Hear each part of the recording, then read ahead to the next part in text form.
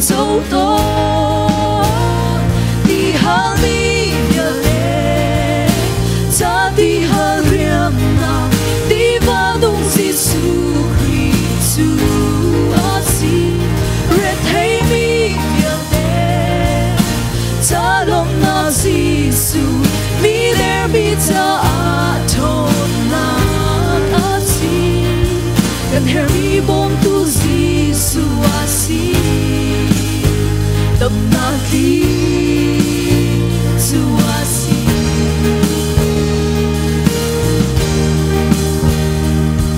lúc na ting boy Giêsu tu azung sali amu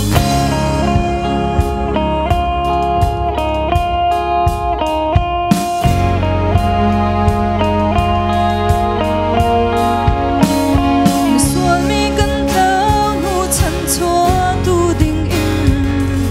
asan parna kata ni swasna har na vil te tor di athi sang long chuak na ni arun kan kham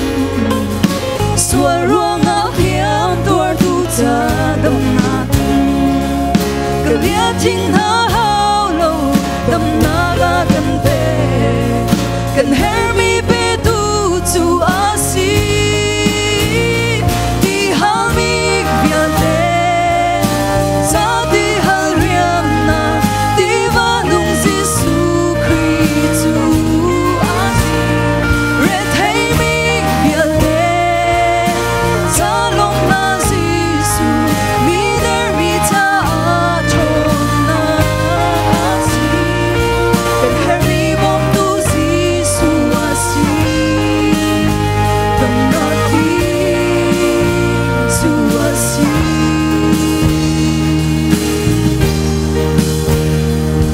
Lom na ting boy Giêsu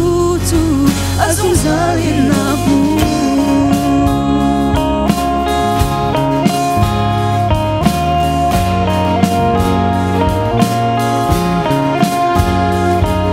nanun na har sak na prakhan ton nang se o zum tu ba in zam ta hin halo